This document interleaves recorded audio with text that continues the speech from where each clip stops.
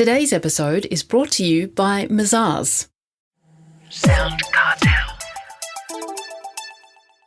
How are we at the end of the year so quickly? Well, we are, and it's time to think about the office Christmas party. And there's a lot to consider. From SoundCartel, I'm Nicole Goodman, and this is Business Essentials Daily.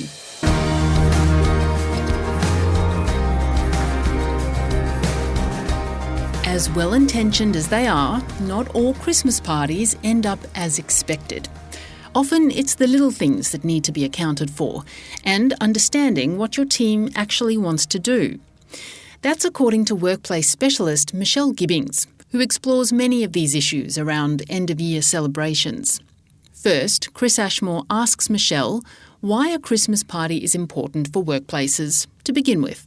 I think it's really important to stop, pause and go, it's been a big year. Well done. Thank you, team. And to me, that's what the Christmas party is about, is that opportunity to come together, to connect, and to really be appreciative of the effort that your team has put in through the year.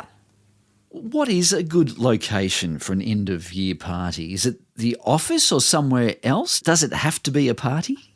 I think it really depends on the organisation. And I always say it's not one size fits all. I would suggest, though, if you're potentially just doing it in the office, it might look like you haven't put much thought or care to it. So have a conversation with your team. Work out what people want to do. I mean, you need to be mindful of budget, but you also want to understand the preferences because different people may want to do different things. And so have the conversation and then work out what the best approach is.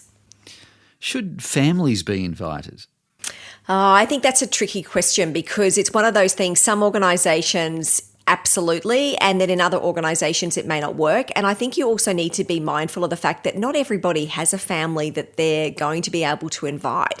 And does that then create almost like a two-tier where some people have family members, some people don't, therefore some people feel left out? So what you want to do is create an environment which is really inclusive and where people feel like they belong. So it comes down to the organisation and the type of team that you've got. Is it still considered part of work, a Christmas party? And if so, should it be compulsory? It is absolutely part of work. That's where there is no shades of grey. It's a work event, and that means all the rules, the policies, the guidelines about how you turn up and behave apply at that event. I think it's hard to make it compulsory though, particularly if it's outside work hours, because sometimes those Christmas parties, it might start at 4, but the idea is that it goes into the night. So once again, if someone in your team doesn't want to be there, you'd want to find out because that says something about perhaps they don't feel like they belong and they don't connect well with the team. So I'd be asking questions. Well, a boss, of course, would like the party to be appreciated and they'd want to make a good one. What are some things to consider to make sure that the party is a good one? Look, there's a couple of things. One, talk to the team and find out what the team wants.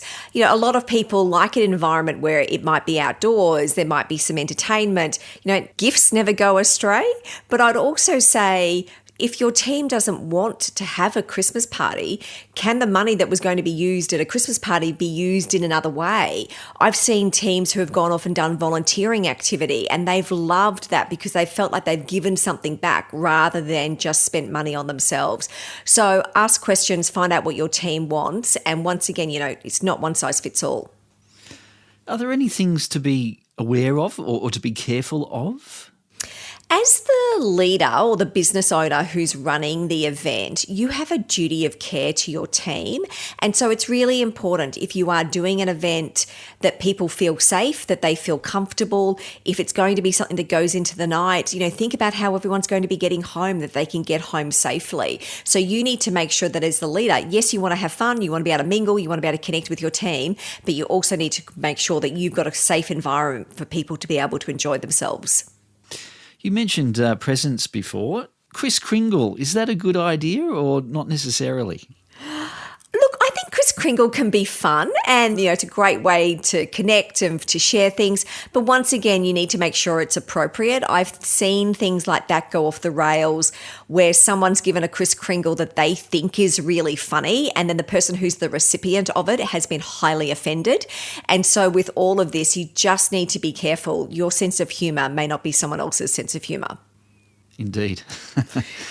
Do you have any memorable moments that have made a work Christmas party a good one?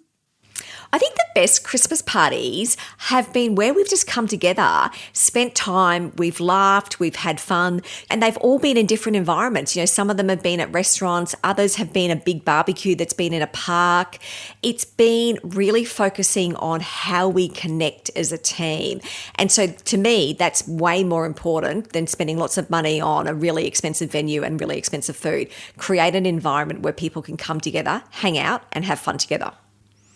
Alcohol, that can, of course, help lighten the mood, and people do like to have a drink after work or at the end of the year, but it can also be a problem. Absolutely, because we know that when you drink, your behaviour, your cognitive capacity to make sensible decisions gets diminished. And so there's a couple of things. One, if you're the leader, be really careful because you need to make sure that everyone else is okay. And so it's hard to do that if you're inebriated. If you're a team member and you get drunk and do something stupid, that could come back to haunt you and could cost you your job. Any other final thoughts about a Christmas party? I think the thing with Christmas as well is as we're leading into that period of the year, everyone is really, really busy. And I think 2022 has been a tough year. People are tired. And so some people might go, I don't really want a Christmas party, but I'd rather get together in January, at the end of January, and let's really kick the year off with a bang. So you don't have to do a Christmas party. I always say it's a bit like New Year's Eve. It's not compulsory fun.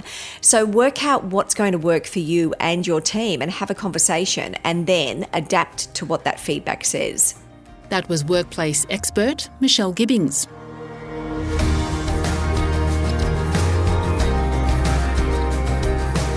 This episode of Business Essentials Daily is produced by the team at SoundCartel. Thanks for listening. I'm Nicole Goodman. We'll bring you more Be Daily tomorrow.